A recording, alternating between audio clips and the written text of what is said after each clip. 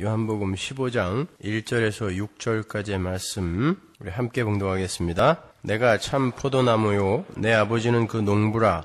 무릇 내게 있어 과실을 맺지 아니하는 가지는 아버지께서 이를 제해버리시고 무릇 과실을 맺는 가지는 더 과실을 맺게 하려 하여 이를 깨끗게 하시느니라. 너희는 내가 일러준 말로 이미 깨끗하였으니 내 안에 거하라. 나도 너희 안에 거하리라. 가지가 포도나무에 붙어 있지 아니하면 절로 과실을 맺을 수 없음 같이 너희도 내 안에 있지 아니하면 그러하리라. 나는 포도나무요 너희는 가지니 저가 내 안에 내가 저 안에 있으면 이 사람은 과실을 많이 맺나니 나를 떠나서는 너희가 아무것도 할 수 없음이라. 사람이 내 안에 거하지 아니하면 가지처럼 밖에 버리워 말라지나니 사람들이 이것을 모아다가 불에 던져 사르느니라. 아멘. 참 오해가 많은 그런 구절입니다. 미리 말씀드리지만 여러분이 그동안 배웠던 그 내용을 완전히 뒤집어서 반대로 생각하시면 돼요. 이 구절은 우리에게 과실을 안 맺으면 너희들 다 잘라버릴 거야 라고 겁준 그런 구절 아닙니다, 여러분. 우린 지난주까지 수차례에 걸쳐서 14장을 함께 공부하면서 예수 그리스도와의 연합에 의한 구원의 실체에 대해서 살펴봤습니다. 우린 그렇게 지난 수주 동안 성부 하나님과 성자 하나님 그리고 성령 하나님의 함께 일하심에 관해서도 공부를 했고 그 삼위일체 속으로 초청된 우리 성도의 신분이 얼마나 영광스러운 것인지에 관해서도 배웠어요. 우리가 그 페리코레시스, 그 윤무 속으로 초청을 받은 자들이라 그랬잖아요. 그게 얼마나 영광스러운 것인지 우리는 감격 속에 배웠습니다. 결론적으로 우리 성도는 우리의 힘과 노력에 의해서 계명을 지키거나 예수님을 사랑하거나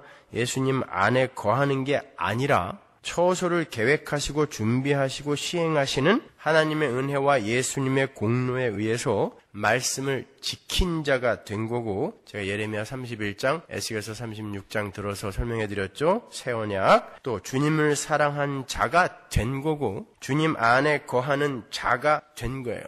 한마디로 하나님이 거하실 수 있는 지성소로서의 처소가 되어버린 거예요. 그래서 여러분 안에 성령이 들어와 계신 거죠. 그전에는 감히 상상도 할 수 없었던 거였어요. 그리고 그렇게 영적으로 완성이 된 하나님 나라가 이 역사와 인생 속에서 가시적으로 성취되어져 가고 있는 거라고 그랬습니다. 그래서 주님은 14장 말미에서 불안해서 덜덜 떨고 있는 제자들에게 내가 너희들에게 세상이 줄 수 없는 나의 평안을 주노라 라고 이야기를 하시는 거예요. 14장 27절 보세요. 평안을 너희에게 끼치노니 곧 나의 평안을 너희에게 주노라. 제자들에게는 지금 평안이 없었어요. 그러니까 하나님이 성도에게 주는 평안은 이 세상이 세상의 힘을 갖고 얻는 평안과는 완전히 다른 평안입니다, 여러분. 그건 편안함이라고 하는 거고 하나님이 주는 평안은 달라요. 지금 평안을 누리지 못하고 있는 제자들에게 내가 너희들에게 나의 평안을 줄 거야 라고 지금 이야기를 한단 말이에요. 내가 너희에게 주는 것은 세상이 주는 것 같지 아니하니라. 너희는 마음의 근심도 말고 두려워하지도 말라. 제자들 스스로는 절대로 평안할 수가 없었어요. 두려워하지 않을 수도 없었어요. 근심하지 않을 수도 없었어요. 그런데 하나님이 근심도 하지 말고 두려워하지도 말래요. 그리고 너희들을 내가 평안하게 만드시겠다 그래요. 누가 하시겠다는 거예요? 전부. 하나님이 하시겠다는 거예요. 그게 구원인 거예요.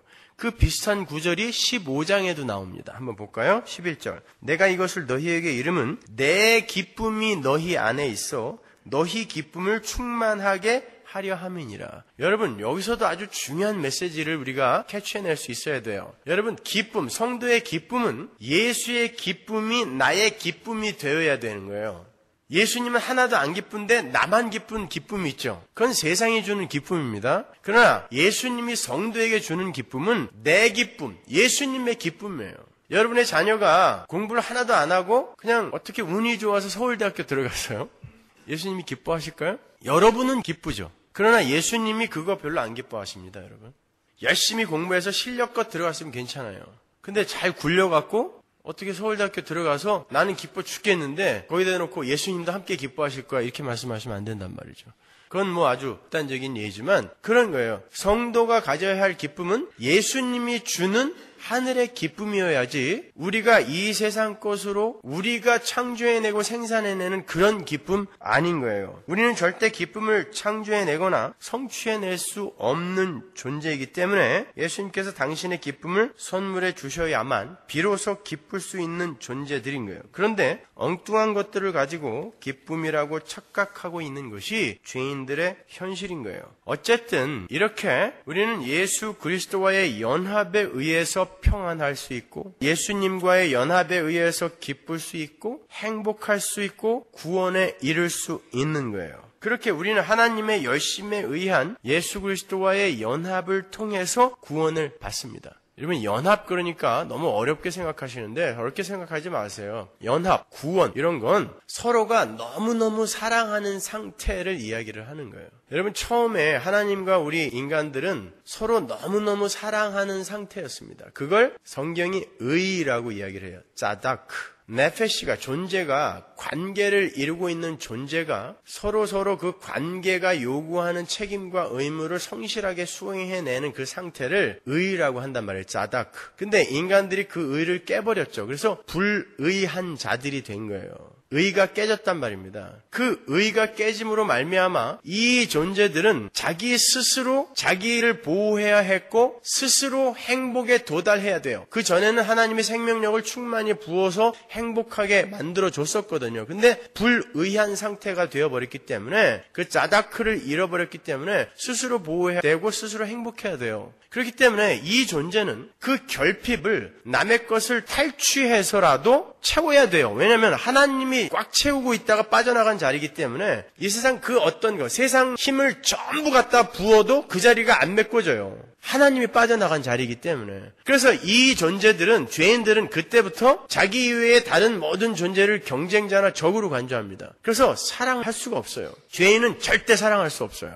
그냥 사람들끼리 지들끼리 연인끼리 사랑하고 이러는 건 성경이 말하는 그 사랑이 아닙니다, 여러분. 성경이 말하는 사랑은 내 목숨을 주어서라도 상대방이 유익을 얻게 만드는 것, 그것을 성경이 말하는 사랑이라고 그래요. 자, 그렇게 사랑할 수 없는 존재가 하나님의 은혜로 말미암아 그분은 인간이 의를 깨버렸지만 하나님은 계속 의로우셔야 돼요. 그렇죠? 그래서 로마서에 나오죠. 이제는 하나님의 의가 나타나서, 그게 예수 그리스도예요. 의가 나타나서 우리를 의로 끌어들여 버렸어요. 그래서 하나님은 우리를 계속해서 사랑해 주셨고 우리로 하여금 하나님과 다른 이웃들을 사랑하게 만들어가고 계시는 거예요. 왜? 이제는 우리에게 끊어졌던 복, 하나님의 생명력을 다시 은혜로 우리에게 부어주신단 말입니다. 말씀과 기도라는 means of grace, 은혜의 수단을 통해서 우리에게 부어준단 말이에요. 그래서 우리가 점점 나만을 사랑하고 내 스스로 나를 행복하게 만들려 했던 그 자리에서 조금씩 아주 조금씩이지만 조금씩 내려와서 나 이외의 다른 이들을 사랑할 수 있게 되는 거예요. 이게 결국은 그 하나님의 열심에 의해서 내가 아닌 다른 이웃과 하나님을 내 목숨을 바쳐 사랑하는 자로, 예수처럼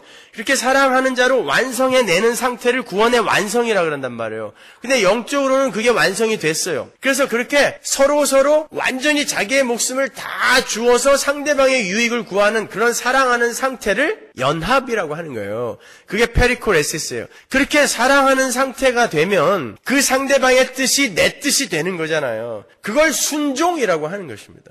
그리고 그 상태를 구원이라고 하는 거예요.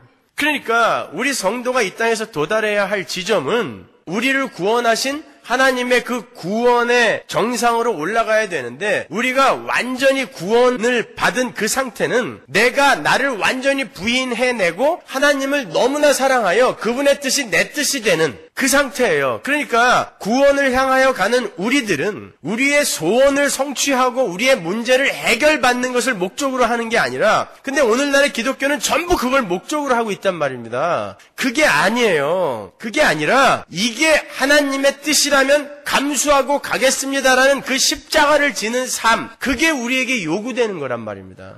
근데 그걸 생각하지 않고 전부 다 여기서 하나님의 이름을 부르면서 내 문제를 해결해주고 내 소원과 내 뜻과 내 야망을 이루겠다라고 하고 있으니까 어떻게 그걸 구원받은 집단이라 할 수 있겠냐 이 말인 거예요. 제 말은요. 아무튼 그렇게 우리는 하나님의 열심에 의한 예수 그리스도와의 연합을 통해 구원을 받아요. 그런데 오늘 본문을 보시면 마치 우리가 이 땅에서 자신에게 맡겨진 역할과 의무와 책임에 열심을 다하지 않으면 중도에 탈락을 할 수도 있는 것처럼 그렇게 보이는 애매모호한 구절이 나오잖아요. 그렇다면 지금 여러분과 제가 거의 2년 가까이 1장부터 15장까지 공부를 한 그 전체의 내용을 완전히 박살내버리는 거죠. 우린 지금 14장까지 공부를 마쳤는데 그 전체의 내용이 전부 뭘로 꿰뚫어져 있었어요? 은혜로 뚫어져 있었잖아요. 유대주의에 빠진 바리새인들, 유대인들은 계속해서 율법을 들고 나왔고 예수님은 아니다, 은혜다. 이 둘의 싸움이었잖아요. 여태까지 계속해서. 그런데 15장에 와갖고 예수님이 너희들 중도에 탈락할 수 있어. 열심히 안 하면. 이렇게 말씀하신다면 그게 말이 되겠냐고요. 그럼에도 불구하고 혹자들이 협박을 하죠. 너희들 하나님의 자녀다운 삶을 중도에 살아내지 못하면 하나님이 중간에 잘라낸대. 그리고 불에 태워버린대. 조심해야 돼. 이게 알메니안주의예요. 그렇게 이야기한단 말이에요. 그런 일관성 없는 진리가 어디 있습니까? 진리가 일관성을 상실하면 그때부터 진리 아닌 거예요. 그러니까 적어도 이 말은 여기에 나오는 오늘 본문에 나오는 그 말은 너희들 열심히 하지 않으면 중도에 탈락시킬 거야 라는 그 말은 아니란 말이에요. 보면 2절 보세요. 무릇 내게 있어 과실을 맺지 아니하는 가지는 아버지께서 이를 죄에 버리시고 무릇 과실을 맺는 가지는 더 과실을 맺게 하려 하여 이를 깨끗게 하시느니라. 이 말은요, 제가 다음 주에 자세하게 설명해 드릴 거예요. 오늘은 양이 너무 많아서 여기까지 다 설명을 못 해드려요. 이 말은 헬라어 원어로 잘 살펴보면 오히려 너희들이 개판친다 할지라도 나는 너희들을 반드시 열매 맺게 만들 거야 말 거야 라는 말이에요. 이 말은요. 자, 그러면 그게 과연 어떤 의미의 어절인가? 오늘은 서론 부분만 해드릴게요. 그래서 다소 어정쩡하게 끝날 수도 있어요. 그래도 인내심을 갖고 한번 들어보세요. 먼저 본문 1절을 보시면 예수님께서 자신을 지칭하시는 말이 아주 인상적이죠. 그죠? 한번 볼까요? 1절. 내가 참 포도나무요 내 아버지는 그 농부라. 여기에서 나는 이라고 번역이 된 헬라어가 여러분이 잘 아는 에고 에이미예요. 이건 뭐예요? I am who I am. 하나님의 이름입니다.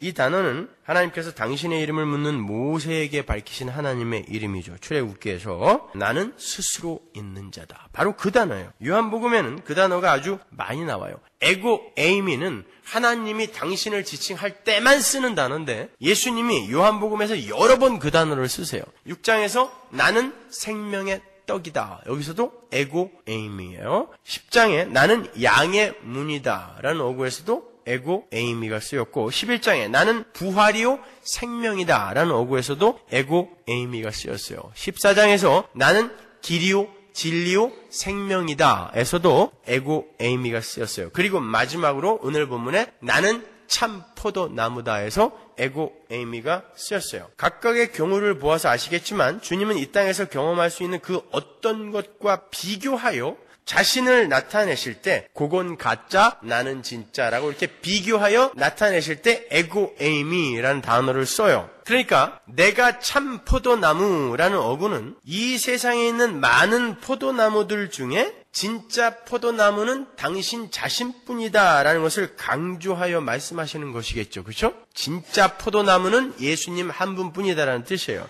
그 말은 다른 말로 참 포도나무는 하나님 자신뿐이므로 인간들이 하나님이 원하시고 기뻐하시는 포도나무가 된다는 것은 어불성설이다라는 말을 복선으로 깔고 있는 거예요.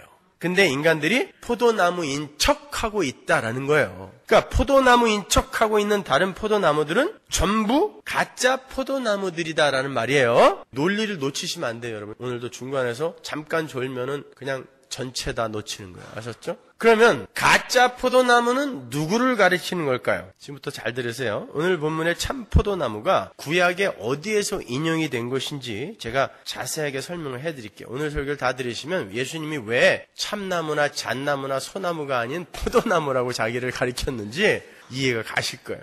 여러분, 신약에서 예수님이 인용한 건 전부 구약에 있는 거예요. 그걸 성경 신학으로 뚫지 못하면 곡해를 하게 되는 거란 말입니다. 예레미야 2장 21절 보세요. 내가 너를 순전한 참 종자 곧 귀한 포도나무로 심었거늘. 포도나무가 나오죠. 내게 대하여 이방 포도나무의 악한 가지가 되면 어찌미뇨. 여기서 내가는 하나님이고 너를은 누구예요? 이스라엘이죠. 누구예요? 하나님께 선택받은 이스라엘. 그 이스라엘은 더 나아가서 하나님에 의해 창조된 아담과 그 후손들 전체를 가리키는 말이기도 합니다. 여러분, 이스라엘이 상징하는 건 하나님의 택한 백성들을 상징하기도 하지만 그 하나님의 택한 백성들이 광야에서 전부 죽죠. 1세대가. 그건 아담에 속해서 아담 안에서 죄를 진 모든 죄인들 또한 그 이스라엘이 상징하고 있었다는 것을 보여주는 거예요. 그러니까 여러분이 그런 걸 잘 이해하고 계셔야 됩니다. 그러니까 이스라엘은 하나님께 선택받은 민족적 이스라엘을 가리키기도 하지만 더 나아가서 하나님에 의해 창조된 아담과 그 후손들 전체를 가리키기도 해요. 농부이신 하나님께서 포도나무를 심었는데 그 포도나무가 열매를 맺지 못하는 이방 포도나무의 악한 가지가 되었다 그래요. 그건 아담에게도 적용이 되는 말이고 이스라엘에게도 적용이 되는 말이에요. 여기에서 이방인을 악하다라고 표현을 했는데요. 하나님은 종종 이방을 악한 것의 상징으로 들어서 쓰십니다. 여러분 잘 생각해 보세요. 이방이 왜 악하죠? 이방인들은 착한 일을 전혀 안 합니까? 이스라엘 이외에 모든 이방인들은 아수르, 바벨론, 아람 이런 사람들은 착한 일을 전혀 안 했을까요? 전부 여기 뿔 달린 괴물들이에요? 아니죠. 근데 악한 것을 이야기할 때 하나님은 항상 이방처럼 악하다라고 이야기를 해요. 그렇다면 성경이 말하는 악이라는 게 뭔지 우리가 눈치를 챌 수가 있어요. 악이라는 건 단순히 도덕적으로 윤리적으로 착한 일을 안 하는 걸 악이라고 하지 않아요. 이방이 상징하는 건 뭐냐면 하나님과 관계없이 자기들이 자기들만을 위해서 사는 모든 존재를 가리키는 거예요. 그리고 그들이 행하는 행위와 행태 전부 하나님의 영광과 상관없이 자기들을 위해 착한 일을 하고 자기들을 위해 선한 일을 하고 자기들을 위해 구제하고 자기들을 위해 일하고 하는 모든 것들은 악이라는 것입니다. 그러니까 보세요. 하나님께서 그런 이방의 악한 것들을 들포도라고 그랬어요. 나쁜 열매라고 그랬습니다. 그러면 하나님께서 자기가 심은 포도나무에서 요구했던 열매는 뭐겠어요? 나 자신을 위해서가 아닌 하나님을 위해서 사는, 그분께 온전히 순종하고 그분의 뜻을 자기의 뜻으로 받아들여 하나님의 말씀에 순종하여 항복하여 사는 것을 하나님이 포도나무에게서 요구했던 거란 말이에요. 그런데 아담 때 그때부터 벌써 실패했잖아요. 하나님이 따먹지 말아라 하면 따먹지 말았어야 되는데 모든 인간들의 대표로 선 아담이 그 아담 안에 우리가 들어가 있었습니다. 아담이라는 단어는 사람이라는 뜻이에요. 그 안에 우리가 들어가 있었단 말이에요. 우리가 들어가서 먹지 말라라는 걸 따 먹어버렸단 말이에요. 그게 죄예요. 타락한 죄인들의 실상이란 말입니다. 그러면 그들이 전부 뭐예요 지금? 아담 안에서 선악과를 따먹은 인간들이 전부 악한 열매를 맺고 있는 들포도 나무란 말입니다. 그게 죄인인 거예요. 그러니까 악한 것이라는 말은 도덕적이고 윤리적인 관점에서의 악한 일만을 지칭하는 것이 아니라 하나님을 섬기지 않고 하나님께 영광을 돌리지 않는 하나님과 무관하게 살아가는 모든 것을 말하는 거예요. 나만을 위해서 사는 거. 그렇게 따지자면 저는 정말 악당이에요. 지금도. 여러분도 악당이죠. 그렇잖아요. 그게 악이라면 우리가 뭘 대단하게 하나님의 영광을 위해서 삽니까? 솔직히 말해서 전부 나만을 위해서 살지. 우리는 오늘날도 예수를 믿는다고 하면서도 계속해서 악을 행하고 있는 거예요. 그러니까 예수를 믿는다고 하는 우리도 그런데 이 세상에 하나님이 원하시는, 하나님이 기뻐하시는 참 포도나무가 있겠어요? 한 그루라도? 없습니다. 엉뚱한 열매만 맺고 있는 거예요. 그래서 예수님이 내가 참 포도나무다라고 이야기하는 거예요. 나는 그렇게 살 수 있다라는 거예요. 근데 그분은 하나님이세요. 하나님이신 그분만이 성부 하나님의 뜻에 온전히 연합하여 페리콜레시스 윤물을 추며 그분의 뜻을 내 뜻으로 삼아 목숨을 바치면서까지 순종을 하는 거예요. 그래서 내가 참 포도나무인 거예요. 나머지는 들포도를 맺는 나쁜 악한 이방의 포도나무들인 거예요. 우리들을 포함하여. 그래서 로마서에서 바울이 이방인들의 죄를 지적하면서 이렇게 이야기를 합니다. 로마서 1장 21절 보세요. 하나님을 알되 하나님으로 영화롭게도 아니하며 감사치도 아니하고 오히려 그 생각이 허망하여지며 미련한 마음이 어두웠나니. 보세요. 이방의 악이라는 것은 착한 일을 안 하는 게 아니라 하나님을 영화롭게 하지 않고 하나님께 감사하지도 않는 것, 자기만을 위해 사는 것, 이걸 죄라고 해요. 하나님은 여기에 진노를 퍼붓는다라고 이야기를 한단 말입니다. 자, 그러니까 하나님께서 심은 그 포도나무가 맺어야 할 열매는 하나님의 영광을 위하여 하나님의 말씀에 순종하며 하나님 절대 의존적 존재로 살아야 하는 하나님 백성들에게서 나와야 하는 당연한 열매였던 거예요. 그런데 인간이 타락을 함으로 말미암아 전혀 그런 열매를 못 맺게 된 거죠. 오히려 인간들은 자신들의 힘을 의지하고 하나님 이외의 다른 것으로 힘을 삼아 스스로 구원에 이르려 하죠. 그걸 악한 포도나무라고 이야기하는 거예요. 그 모습을 에스겔이 이렇게 그림으로 표현을 해주는데요.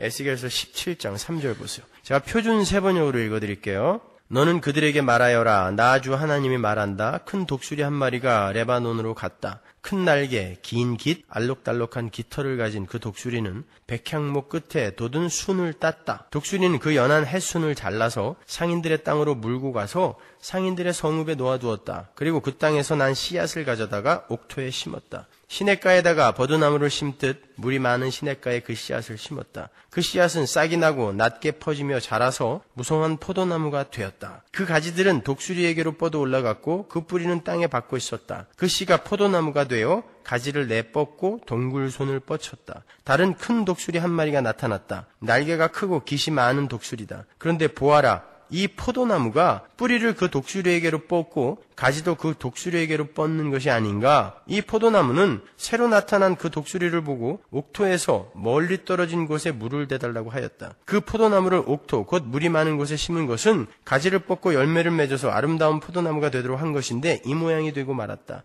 그러므로 너는 그들에게 전하여라. 나 주 하나님이 말한다. 그 포도나무가 무성해질 수 있겠느냐? 그 뿌리가 뽑히지 않겠느냐? 그 열매가 떨어지거나 그 새싹이 말라 죽지 않겠느냐? 그 뿌리를 뽑아버리는 데는 큰 힘이나 많은 군대를 동원하지 않아도 될 것이다. 그러므로 그것을 심어 놓았지만 무성해질 수가 있겠느냐? 동쪽 열풍이 불어오면 곧 마르지 않겠느냐? 자라던 그 밭에서 말라버리지 않겠느냐? 지금 이 그림의 배경은 이러합니다. 남유대의 요시아가 애굽의 바로느고에게 죽고 그 아들 엘리야김이 왕이 되죠. 그런데 애굽 왕 바로느고가 그 엘리야김의 이름을 여호야김으로 바꿔버립니다. 애굽의 왕이 유다의 왕의 이름을 바꾸어주는 행위는 절대 복종을 강조하는 거예요. 그러니까 김정일이 남한을 정복한 다음에 이명박 대통령의 이름을 이성수 이렇게 바꾸던가 바꿔버리는 거예요. 이름을. 그건 그냥 모독해버리는 거예요. 너는 내가 시키는 대로 해야 돼. 이름을 바꿔버렸어요. 그때 설상가상으로 바벨론의 느부갓네살 왕이 유다를 침공해 들어와요. 여호야김은 양수겹장의 상태에서 3년간 바벨론을 섬기다가 바벨론을 배반을 해버립니다. 그러면 하나님이 칭찬해 주실 줄 알았는데 이상하게 하나님께서 유다를 도와주지 않고요. 오히려 다른 이방 민족들을 유다에 보내서 유다를 아주 초토화시켜버려요. 왜 그럴까요? 성경은 그 이유를 이렇게 이야기합니다. 열왕기하 24장 1절 보세요. 여호야김 시대에 바벨론 왕 느부갓네살이 올라오매 여호야김이 3년을 섬기다가 돌이켜 저를 배반하였더니 여호와께서 그 종 선지자들로 하신 말씀과 같이 갈대아의 부대와 바벨론 부대예요 이게 아람의 부대와 모압의 부대와 암몬 자손의 부대를 여호야김에게로 보내어 유다를 쳐 멸하려 하시니 더 많이 왔어요. 이 일이 유다에 임함은 이유가 나오죠. 곧 여호와의 명하신 바로 저희를 자기 앞에서 물리치고자 하심이니 이는 므낫세에 지은 모든 죄로 인함이며 이스라엘을 죽여버리려고 하나님이 다른 이방 민족들을 들어서 지금 치고 있다라는 거예요. 근데 그 이유가 뭐냐면 므낫세가 지은 모든 죄 때문에예요. 성경이 이렇게 히스기야의 아들 므낫세가 하나님 앞에서 지은 모든 죄 때문에 하나님이 유다를 치시는 것이다라고 기술을 하고 있어요. 그런데 여호야김이 바벨론을 배반하고 거기에 대항을 한다는 것은 뭐예요? 하나님의 징계를 거부한다는 뜻이죠. 하나님이 지금 징계를 하고 있는데 배반을 해버렸다는 건 뭐예요? 하나님의 징계를 거부하는 거예요. 그래서 하나님은 더 많은 나라들로 하여금 유다를 치게 한 거예요. 지금 하나님은 유다로 하여금 정신이 번쩍 들게 징계를 하고 있는 건데 자기가 그걸 안 받겠다고 다른 방법을 자꾸 도모하는 거예요. 그때 하나님은 가만 안 놔둔다는 뜻입니다. 아주 다 죽여버린다는 거예요. 아울러 성경은 여호야김도 그 므낫세와 똑같이 여호와 앞에서 악한 자였다라고 밝히고 있어요. 볼까요? 열왕기하 23장 37절 보세요. 여호야김이 그 열조의 모든 행한 일을 본받아 여호와 보시기에 악을 행하였더라. 그렇죠? 여호야김도 악을 행했대요. 그러니까 지금 남유다가 하나님에 의해 징치를 받고 있는 이유는 므낫세를 비롯한 유다의 왕들이 여호와 앞에서 악을 행하였기 때문이에요. 그렇죠? 맞습니까? 그리고 그 유다의 왕들은 이스라엘 전체를 대표하는 거죠. 그죠? 예, 히브리 사람들에게 있어서 대표의 원리가 그들의 아주 생활 원리였단 말이에요. 그러니까 왕은 항상 이스라엘 전체를 대표하는 거예요. 그래서 왕이 패역하면 이스라엘 전체가 하나님께 혼이 나고 왕이 잘하면 전체가 칭찬받잖아요. 그게 대표의 원리라는 거예요. 그게 십자가까지 이어지는 것입니다. 그렇다면 하나님께서 그토록 미워하시며 증오하시는 그 악의 내용이 무엇인지를 알기 위해서는 므낫세의 죄가 무엇인지를 알아야 되잖아요. 잘 연결하면서 오셔야 돼요, 여러분. 열왕기하 21장에 가면 히스기야의 아들 므낫세가 아버지 히스기야가 죽은 후에 히스기야가 헐어버린 우상의 산당을 다시 세우고 바알과 아세라에게 제사를 지내는 제단을 다시 세우는 장면이 나와요. 그러니까 보세요. 히스기야가 열심히 기도해갖고 15년 생명 연장받은 그 후에 난 아들이 이놈이란 말이에요. 안 나는 게 훨씬 나을 뻔했어요. 얘 때문에 이스라엘이 망해요. 근데 하나님은 이스라엘을 망하게 하기 위해 얘를 태어나게 하기 위해 히스기야의 목숨을 연장시키는 것입니다. 그게 복입니까? 목숨이 연장되는 것 그 사실 자체가 복이에요? 아니란 말입니다, 여러분. 제발 성경을 그렇게 유치하게 그렇게 이해하시면 안 돼요. 그 므낫세는 성전 마당에 1월 성신을 위한 제단을 세우고요. 자기 아들들을 그 우상을 섬기는 제단에 불살라서 바치기도 했어요. 므낫세가. 그리고 점을 치고 사수를 행하고 신접한 자와 박수무당을 신임했다 그래요. 그게 열왕기하 21장에 자세하게 나오고 있어요. 그 악행의 근본 뿌리가 뭡니까? 우상을 섬겨서라도 아들을 불태워 죽여서라도 나의 유익을 챙기겠다라는 거예요. 나의 풍요, 나의 안전, 나의 행복 내가 챙기겠다라는 거예요. 하나님의 뜻은 I don't care. 왜? 하나님이 그런 거 잘 안 주는 거 알았어요, 이 사람은요. 그러니까 우상에게 그걸 부탁하는 거예요. 그게 죄예요. 므낫세의 죄. 그걸 악이라고 하잖아요. 조금 아까 우리가 살펴봤잖아요. 그걸 이방의 악한 포도나무, 들포도나무의 열매라고 하는 거잖아요. 그렇죠? 그러니까 그 므낫세의 죄 때문에 이스라엘 전체가 지금 하나님에 의해 공격을 당하고 있는 거예요. 아주 다 죽여버릴 거야 라고 이야기한단 말입니다. 그게 지금 우리가 범하고 있는 죄란 말이에요. 오늘날 예배당에서 예수의 이름을 부르면서 똑같은 행태를 하고 있단 말입니다. 하나님의 뜻은 몰라. 뭐 성경을 읽어봤어야 알지. 성경에 대해서 관심을 가졌어야 알지. 몰라요. 하나님의 뜻이 뭔지를 몰라요. 그리고 무조건 그냥 아침에 정한수 떠놓고 빌던 그 버릇대로 당신이 누구인지, 뭐 때문에 이 땅에 왔는지 나는 그건 I don't care. 몰라도 돼요. 그러나 내 뜻은 내가 당신 섭섭하게 해주지 않을 테니까 내 뜻은 내 소원은 반드시 이루어져야 돼. 내 문제는 반드시 해결해줘야 돼. 이게 오늘날 예수 믿는 사람들의 모습 아니에요? 그게 므낫세란 말입니다. 므낫세. 그것 때문에 하나님이 이스라엘을 죽여버렸단 말입니다. 도망가면 쫓아와서 때렸다니까요. 이 나쁜 포도야. 그러면서 좋은 포도 맺으랬더니 왜 들포도를 자꾸 맺고 그래? 이 나쁜 포도야. 아주 그냥 질근질근 밟아버렸단 말입니다. 근데 오늘날 우리가 그걸 답습하고 있으면 어떡해요? 자, 이렇게 성경은 자기의 이름을 내고 자기의 행복, 자기의 유익, 자기 인기, 자기 자랑 여기에 청렴하고 있는 걸 악이라고 해요. 죄라고 해요. 거기에서 돌이켜 하나님의 영광과 하나님의 뜻을 위한 자로 변해가고 성숙되어지는 것, 그걸 성도의 올바른 삶이라고 이야기하고 있는 것입니다. 보세요. 이스라엘의 역대 왕들이, 다윗 왕조의 왕들이 전부 이방의 악과 똑같은 악을 행하고 있잖아요. 하나님의 이름만 부르고 있지. 그들은 결국 자기 나라는 우상을 섬기고 있었던 것입니다. 그게 이방의 악이에요. 들포도나무. 자, 바로 이것이 히스기야의 아들 므낫세의 악이고 그를 이은 유다 왕들의 악이었던 거예요. 따라서 하나님의 힘을 이용하여 자신의 이름을 내려 하는 행위는 오늘날도 공히 악인 거예요. 그때 하나님께서 어떻게 경고하는지 보세요. 열왕기하 21장 8절.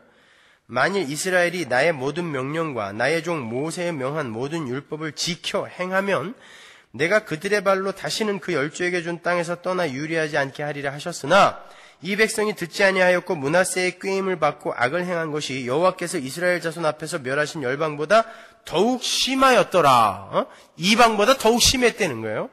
여호와께서 그 종 모든 선지자들로 말씀하여 가라사대 유다 왕 므낫세가 이 가증한 일과 악을 행함이 그전에 있던 아모리 사람의 행위보다 더욱 심하였고 또 그 우상으로 유다를 범죄케 하였도다. 그러니까 여러분 예수의 이름 부른다고 여러분 안전하다 생각하시면 안 돼요. 하나님이 확 불로 태워버릴 죄인들, 악인들보다 더 심한 사람들 이 중에 분명히 있습니다. 그러므로 이스라엘 하나님 여호와가 말하노니 내가 이제 예루살렘과 유다에 재앙을 내리리니 듣는 자마다 두 귀가 울리리라. 내가 사마리아를 재한 줄과 아합의 집을 다림 보던 추로 예루살렘에 베풀고 또 사람이 그릇을 씻어 엎음같이 예루살렘을 씻어 버릴지라.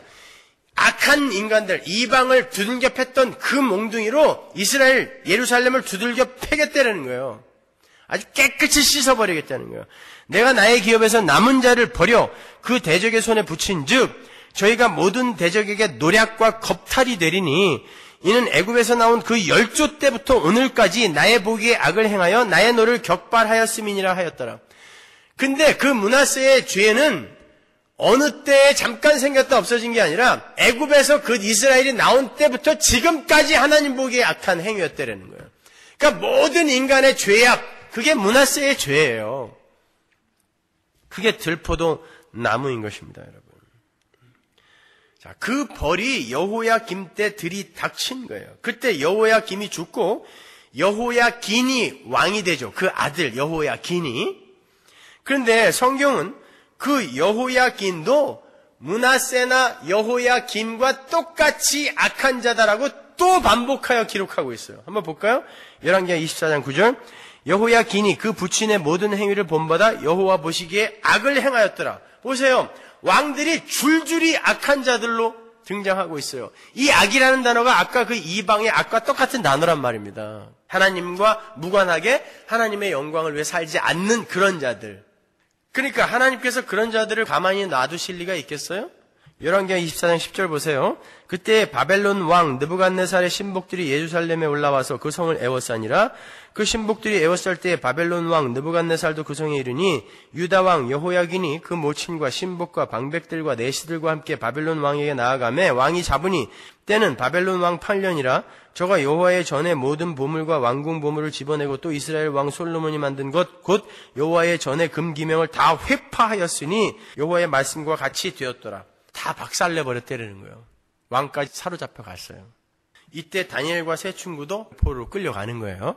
바벨론의 느부갓네살 왕은 여호야긴을 포로로 잡아가고 그 여호야긴의 숙부인 시드기야를 잘 아시죠? 시드기야를 왕으로 세워요. 그리고는 바벨론에게 너 순종해야 돼. 다시 한번 엄포를 놓고 갑니다.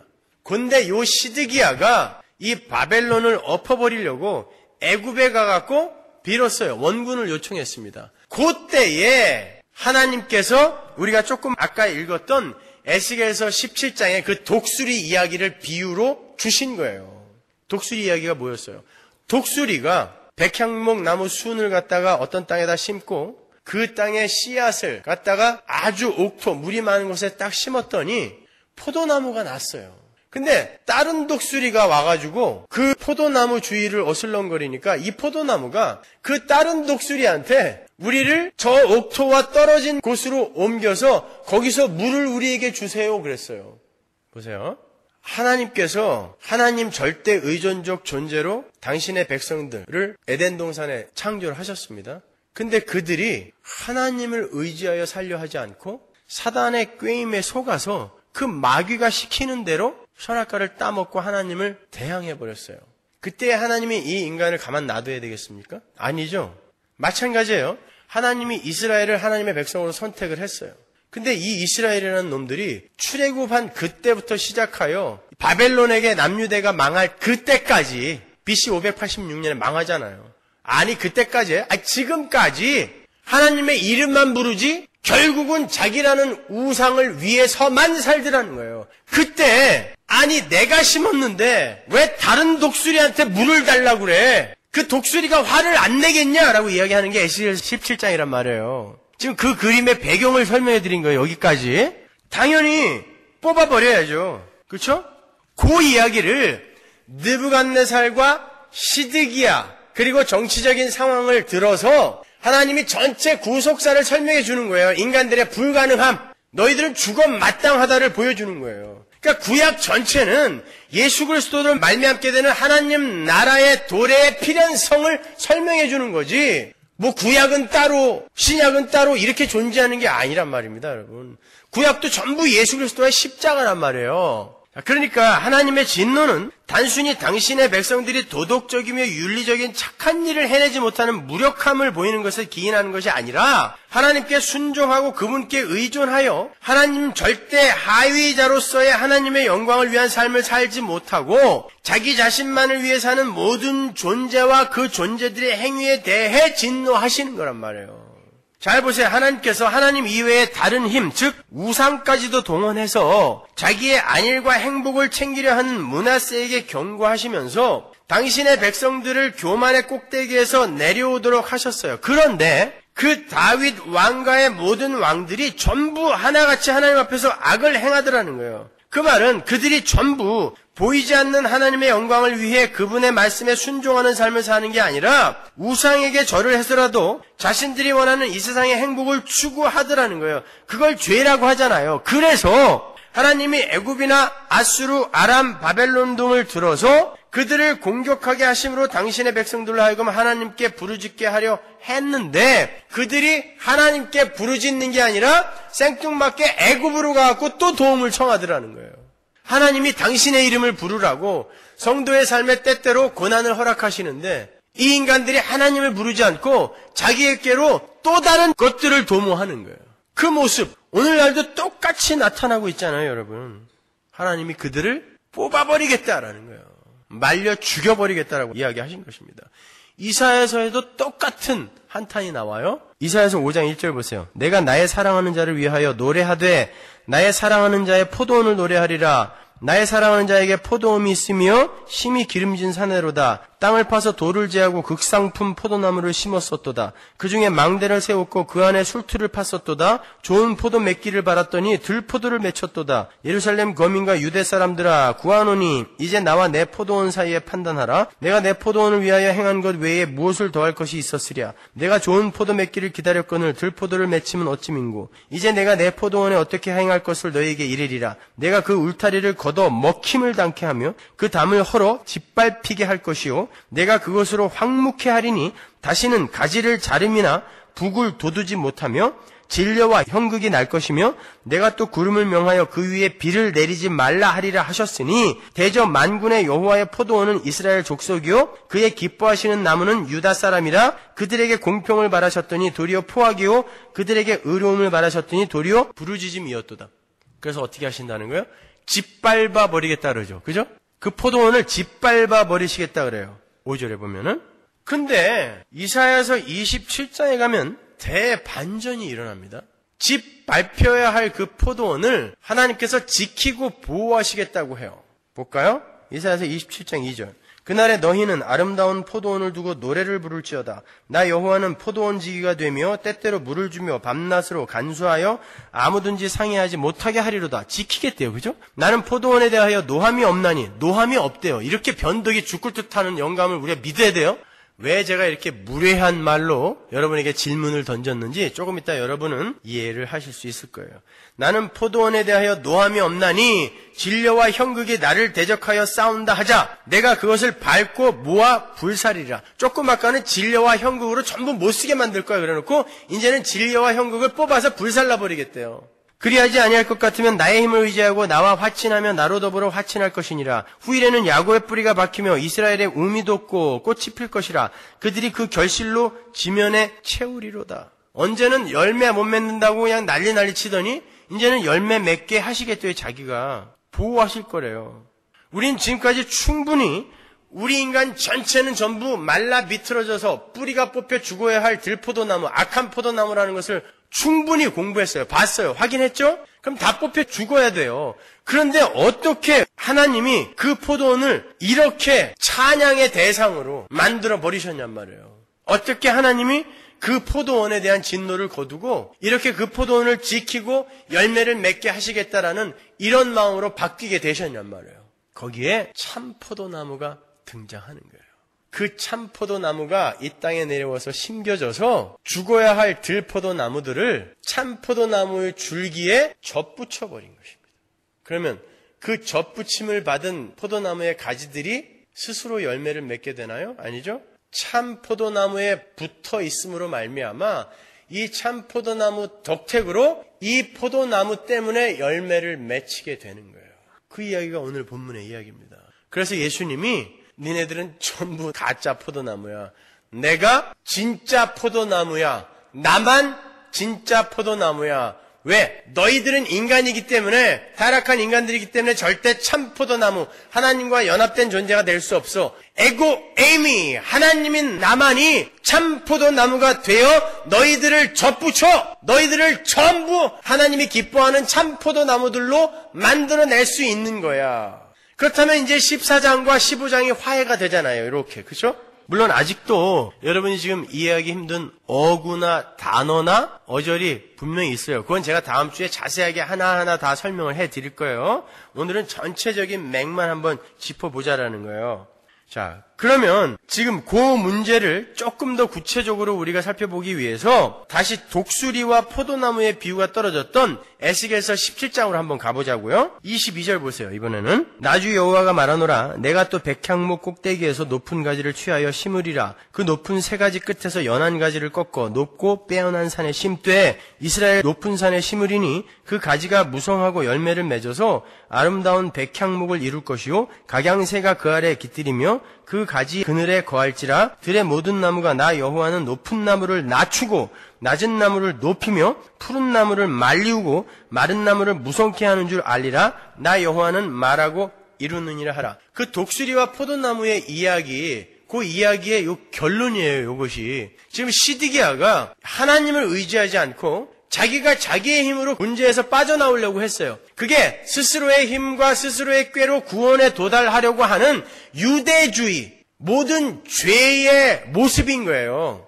그러니까 그건 뭐예요? 그들이 지금 백향목 꼭대기가 되려고 하고 있다는 거예요. 근데 하나님이 어떻게 하신다는 거예요? 그 교만의 자리에서 그걸 뚝 잘라서 아래에다가 심어버리는 거예요. 근데 그렇게 뚝 잘라서 아래에 심어서 완전히 쪽팔리게 만들어버렸더니 거기에 열방의 새들이 깃들더라는 거예요. 잘 이해하세요, 여러분. 들포도나무는 뭐냐면 내가 이 세상의 힘과 나의 가능성으로 내가 스스로 구원에 도달하겠다라고 하는 하나님과 관계없이 나의 영광을 위해서 사는 이방의 그런 그게 들포도나무잖아요. 참포도나무는 하나님의 영광을 위해 나를 비워내고 하나님의 뜻에 나를 맞추는 게 참포도나무잖아요.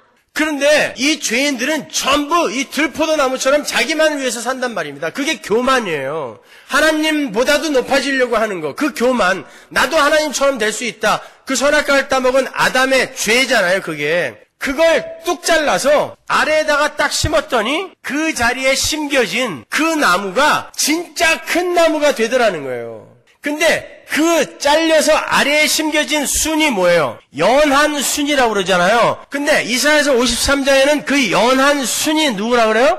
예수 그리스도란 말입니다. 그러니까 가장 높은 자리에 있는 그 예수가 가장 낮은 곳으로 내려와서 연한 순으로 딱 심겨졌더니 거기에 하나님 나라가 완성이 되어 열방의 새가 깃들었어요. 하나님 나라는 그런 거라는 것입니다. 하나님 나라는 너희들이 너희들의 힘으로 높아져서 너희들의 문제 해결하고 너희들의 행복과 평안과 기쁨에 도달하는 그런 곳이 아니라 하나님에 의해 낮아져서 나를 낮추시는 그 하나님의 뜻에 순종하여 하나님의 생명력을 충만히 받아들일 수 있는 그릇으로 비워지게 되면 비로소 거기에서 하나님과 연합이 되어 영원을 행복하게 살게 되는 곳, 그것을 하나님 나라라고 한단 말이에요. 그래서 예수님이 바로 요 에스겔서 17장의 요 이야기를 인용해다가 하나님 나라는 겨자씨와 같은 것인데 그 겨자씨가 나중에는 가지가 풍성하여져서 거기에 새들이 깃든다라고 똑같이 인용을 해다가 쓰시는 것입니다. 하나님의 나라는 이 땅에서 여러분이 무슨 부자가 되고 높은 명예를 얻고 뭐 유명한 사람이 되어서 봐 예수 믿으면 이렇게 돼 이렇게 떵떵거리면서 백향목 꼭대기가 되어서 살아가는 게 아니라 이 땅에서는 겨자씨처럼 보이지 않는, 여러분 가끔 성지순례 갔다 온 사람들이 겨자씨 요만한 거 갖고 오잖아요. 그건 제일 큰 겨자씨예요. 왜냐면 팔아먹어야 되니까, 눈에 보여야 되니까. 진짜 겨자씨는 안 보여요. 근데 그걸 어떻게 팔아요? 안 보이는데. 돈만 받고 여기 겨자씨. 어디 있어요 겨자씨? 이게 안 보여요? 여기 있잖아요. 그럴 수는 없잖아요. 그러니까 제일 큰 겨자씨를 갖고 오는 거예요. 근데 그것도 조그맣죠. 깨의 한 10분의 1도 안 돼요. 이 세상에서 우리는, 하나님의 백성들은, 하나님 나라를 사는 이들은 그렇게 눈에 보이지 않는 자로, 감추어진 자로 가게 되는 거예요. 그런데 사실은 그들이 진짜 천국의 큰 백향목들이다라는 걸 보여주는 거예요. 그래서 예수님이 요 이야기를 끌어다가 하나님 나라는 이라고 이야기하면서 인용을 하시는 것입니다. 이 땅에서 무슨 대단하게 하나님의 일을 많이 하려고 애를 쓰는 건 좋아요. 잘하시는 거예요. 그러나 그것이 하나님 앞에서 공로가 되어서 하나님 저 이만큼 하나님 위해서 일을 해드렸어요. 이거는 안 된단 말입니다, 여러분. 그렇게 가는 게 아니에요. 우리는 오히려 감추어진 자로 가는 거예요. 유명한 교회, 큰 교회 목사님들이 진짜 하나님 앞에서 큰 자일까요? 그럴 수도 있다라고 생각해요. 이젠 조심해야 돼요. 그럴 수도 있다라고 생각해요. 그렇지만 꼭 그렇지만은 않을 거란 말입니다. 에? 여러분 잘 구별하셔야 돼요. 그 똑같은 내용을 누가복음에서는 이렇게 이야기합니다. 누가복음 13장 18절 보세요. 그러므로 가라사대 하나님의 나라가 무엇과 같을꼬 내가 무엇으로 비할꼬 마치 사람이 자기 채전에 갖다 심은 겨자씨 한 알 같으니 자라 나무가 되어 공중의 새들이 그 가지에 깃들였느니라. 여기서도 똑같은 말인데 여기서는 채전이라는 단어가 하나 끼이죠. 그죠? 채전이 뭐예요? 채소밭, 무 심고 배추 심고 양파 심고 고구마 심는 곳에 3m, 4m가 되는 겨자나무를 심는 사람이 어디 있어요? 근데 왜 이런 바보 같은 예를 드셨을까요? 예수님이. 하나님의 나라는 그렇게 겨자씨처럼 보이지 않는 모습으로 이 땅에서 낮은 자, 섬기는 자, 용서해주고 사랑해주는 자, 종의 모습으로 가는 자들의 모습으로 가게 돼요. 그러나 그들은 세상인 채전과 반드시 구별이 되어 보이는 거예요. 근데 겨자씨처럼 작은 자로 구별이 돼서 보이는데 그들이 진짜로 요 고구마 감자와는 비교할 수도 없는 열방의 새가 깃드는 겨자나무, 그들이 겨자나무라는 것입니다. 여기서는 지금 하나님이 하나님 나라를 사는 이들과 이 세상을 사는 이들은 구별이 된다라고 보여주는 거고, 마가복음이나 마태복음에서는 그들은 이 땅에서 겨자씨처럼 보여지는 거다라는 거예요. 그러나 그들이 진짜 이 고구마 감자와는 비교도 할 수 없는, 그 채소들과는 비교도 할 수 없는 진짜 큰 나무다를 보여주는 것입니다. 그러니까 여러분 이 땅에서 연약한 자, 못 배운 자, 가난한 자, 병든 자로 간다고 해서 크게 불만 안 가지셔도 됩니다. 하나님이 그렇게 가라 하시면 가면 되는 거고, 또 많은 재산을 갖고 높은 명예를 갖고 있는데도 그것이 그 사람의 자랑이 안 되고 오히려 더욱더 겸손해지고 그 하나님이 자신에게 허락하신 그러한 세상의 힘들을 갖고 하나님이 기뻐하시는데 잘 쓰는 사람, 그 사람 겨자씨입니다, 여러분. 근데 개뿔도 없으면서 그냥 있는 척 자랑하고 뭐 그거 가지고 무슨 뭐 대단하게 뭐 하는 것처럼 뻐기고 하는 이들, 채소밭에 고구마예요. 이 고구마가 겨자나무 앞에서 지금 뻐기고 있는 거예요. 아닙니다. 성도는 그렇게 사는 거 아니에요, 여러분. 보세요. 그 노아의 홍수의 단초가 되었던 인물들이 뭐였어요? 네피림, 거인, 유명한 자, 용사였죠. 하나님 앞에서 네피림, 거인, 유명한 자, 용사 되려 하는 자들이 태어나자 하나님이 안 되겠다, 쓸어버리자 그러셨단 말입니다. 우리는 하나님 앞에서 용사, 네피림, 거인, 유명한 자 되는 거 아니에요. 조금 있다가 또 한 번 시도했죠. 우리가 우리의 힘으로 하늘에 올라가자. 바벨탑 쌓았어요. 또 왕창 무너뜨리셨어요. 근데 그 일들이 하여튼 인간들이 이 땅에 생기고 지금까지 계속 반복되고 있는 거예요. 우리의 삶 속에서도 똑같이.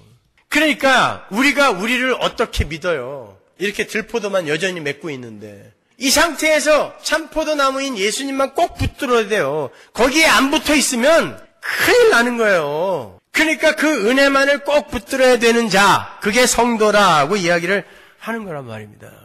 그러면 어떻게 우리가 그 참포도나무이신 예수님에 의해 이 들포도만 맺는 이 상황에서 참포도나무로 역임을 받게 된 거죠? 우리가 조금 아까 이사야서에서 살펴봤죠.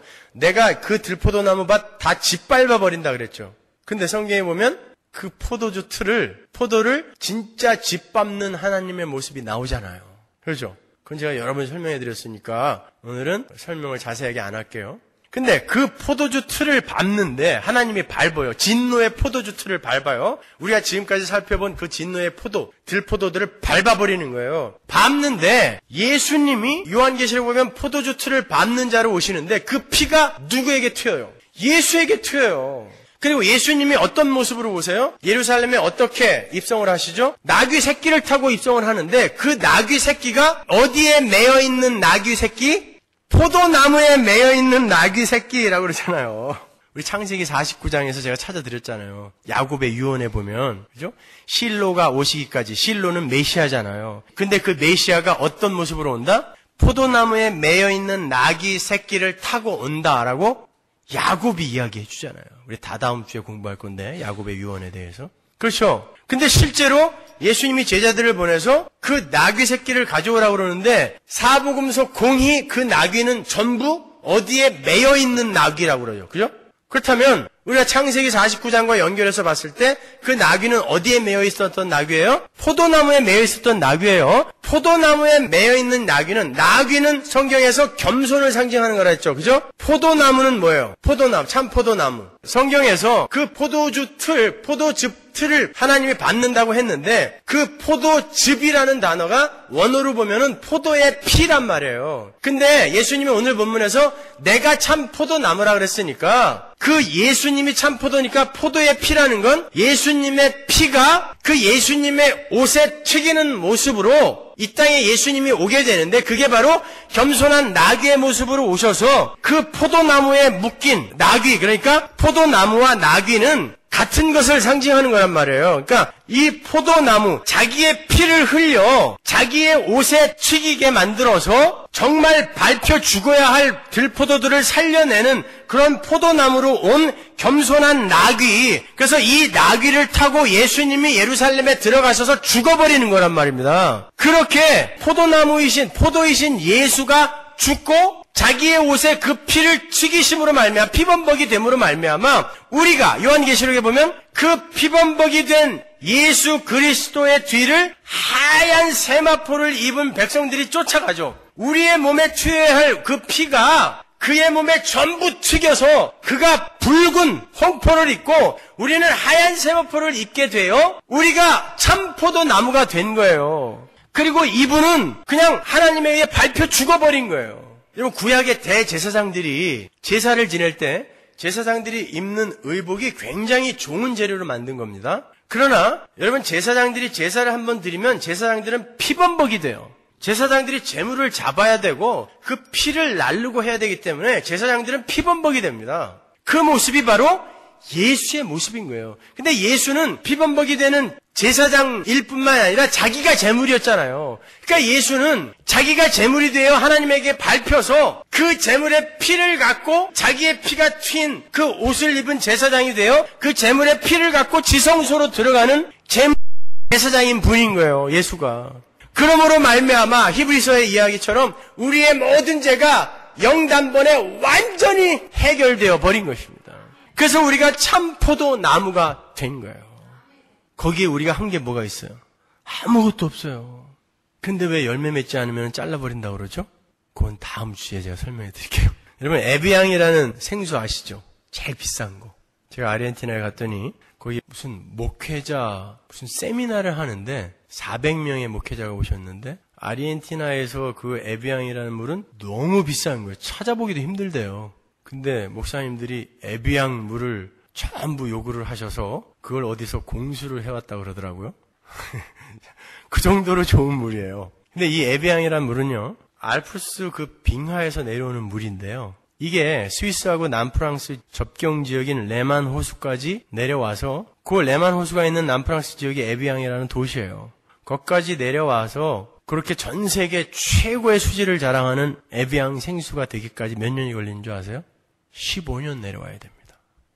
빙하에서 분리되어 땅 밑으로 돌과 미생물, 모래 이런 걸 통과하면서 자체 정화가 되어서 15년을 흘러야 레만 호수까지 와요. 에비앙시까지 와요. 근데 똑같이 흘러내린 물이 땅 위로 흘러내리는 물들이 있어요.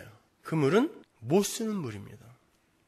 여러분, 하나님이 우리를 이 세상에서 자꾸 감추시는 건 지금 우리를 하늘의 그 백향목, 하늘의 겨자나무로 만드시기 위해서 그 신분에 맞는 자로 만드시기 위해 우리를 정화시키고 계시는 거예요.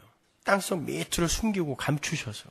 그런데 겉으로 드러나겠다라고 자꾸 하시면, 나는 예수 믿는 자니까 겉으로 드러나서 자랑스러운 자가 되겠다라고 하시면 여러분은 절대 정화될 수가 없어요.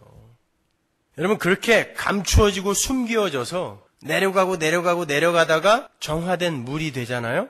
그들은 하나님이 시키시는 일은 내가 감추어지고 숨겨지는 일이라도 감수하겠습니다라는 훈련을 충분히 했기 때문에 하나님 나라에 들어가서도 아무런 불편 없이 살아요. 그게 하나님 나라의 삶의 원리거든요. 근데 빙하에서 내려와서 그냥 위로만 둥둥 떠다녔던 그런 인간들은요, 하나님 나라에 가면은 절대 못 살아요.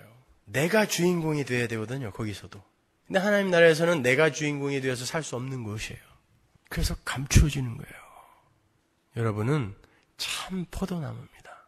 하나님의 뜻에 오로지 순종하여 하나님의 영광만을 위해 사는 참 포도나무, 하나님의 선택에 의해 이렇게 열매를 맺게 된 참 포도나무.